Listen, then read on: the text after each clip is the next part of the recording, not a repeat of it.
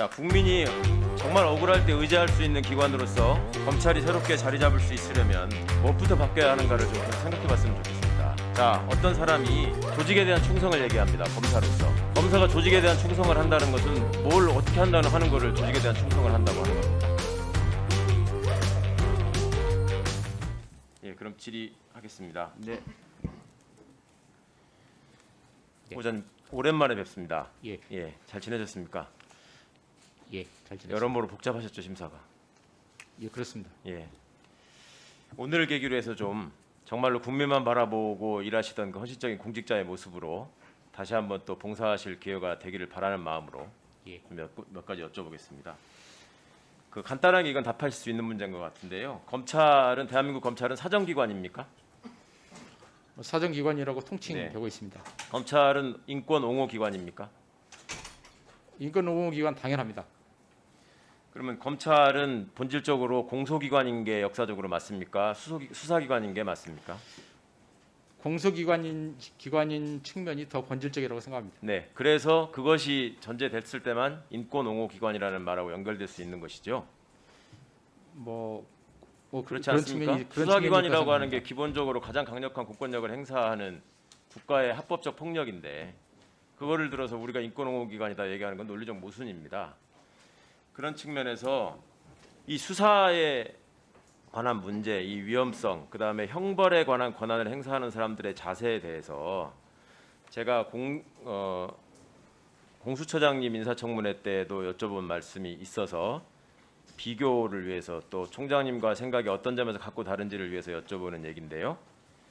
지금 총장님, 후보자님 뒷면에 보시면 법사위 여러 번 오셨겠지만 저거 눈여겨 못 보셨을 겁니다. 예. 흠흠신서 서문이라고 합니다. 예.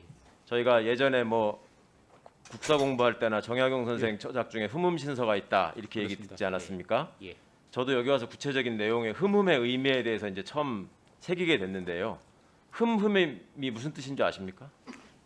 제가 잘 모르고 있습니다. 그러시죠. 저기 보시면 맨 마지막에요. 저 한번 보십시오. 맨 마지막 세 줄 보십시오. 흠흠이란 무엇인가? 삼가고 또 삼가는 것으로서 형을 다스리는 근본인 것이다. 동의하십니까? 동의합니다. 흠흠신서를 정약용 선생이 쓰신 해가 언제인지 혹시 아십니까?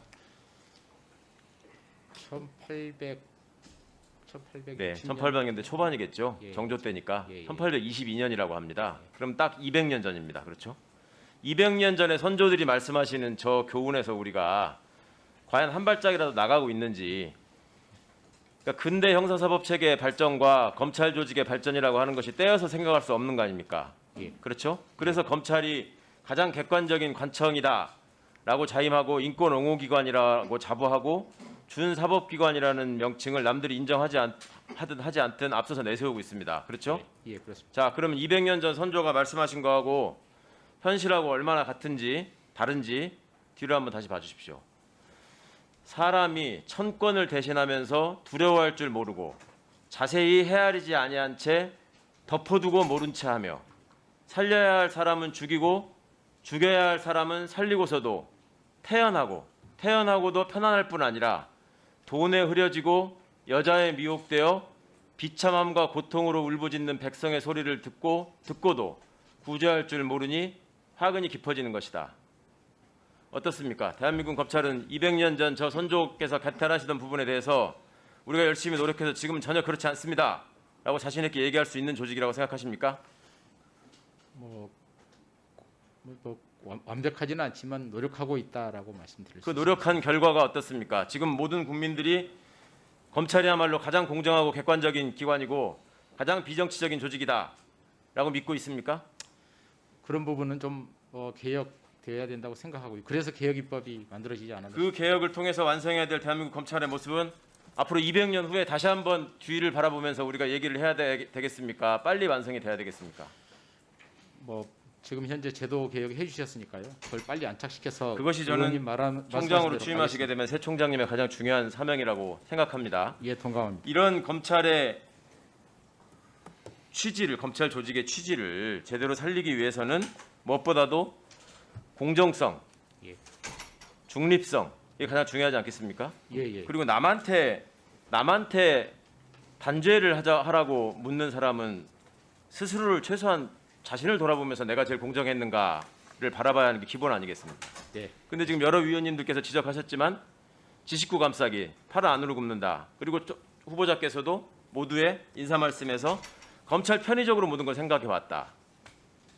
그런 부분에서 국민들이 검찰을 바라보는 불신이 싹트고 있는 거 아니겠습니까? 예. 공감하십니까? 예, 공감하는 측면이 있습니다. 검찰은 권력기관입니까? 법집행기관인데 권력기관으로 국민들이 이해하는 측면이 있는 것 같습니다. 앞으로도 그렇게 이해해야 되겠습니까? 부정부패 범죄에 대한 국가 대응 역량의 핵심이라서 약간은 그런 측면은 유지될 수밖에 없는 거 아닌가 생각은 합니다. 권력기관이라는 용어에 담겨 있는 그 인상에 대해서는 뉘앙스에 대해서는 후보자께서도 인지하고 계시지요. 예, 예. 권력기관이 친근하고 따뜻하고 위안이 되는 기관이라는 의미로 쓰이지를 않고 있습니다. 제가 변호사해 보니까 검찰을 굉장히 두려워합니다. 그렇죠. 자, 국민이 정말 억울할 때 의지할 수 있는 기관으로서 검찰이 새롭게 자리 잡을 수 있으려면 무엇부터 바뀌어야 하는가를 좀 계속 생각해 봤으면 좋겠습니다. 자, 어떤 사람이 조직에 대한 충성을 얘기합니다. 검사로서. 검사가 조직에 대한 충성을 한다는 것은 뭘 어떻게 하는 거를 조직에 대한 충성을 한다고 하는 겁니까? 검사를 해보셨으니까. 조직에 대한 충성이 아니라 국민에 대한 충성이어야 된다고 생각합니다. 그렇죠. 검사는 오로지 국민을 바라보고 국민에 대해 충성을 해야 됩니다. 그런데 국민들이 일반적으로 어떤 범행 현장에서 체포가 됐거나 범행과 관련한 질문을 받을 때 갑자기 휴대전화를 없애버린다. 그러면 수사기관 어떻게 합니까? 그거 현장에서 증거인멸했다고 하고 나중에 구속영장 청구할 적에 그 사유로 쓰시죠. 그런 그렇죠? 경우도 있습니다. 예. 그런 것들이 확인됐을 때 법원이 증거인멸에 관한 증거가 있는 것으로 보아서 발부하는 경우가 꽤 많죠. 그런데 룸사롱 접대 검사라고 징계 대상이 돼 있거나 기소된 사람들 전부 다 휴대전화 갖다 버린 거 아시죠? 그리고 없다고 한 거 아시죠?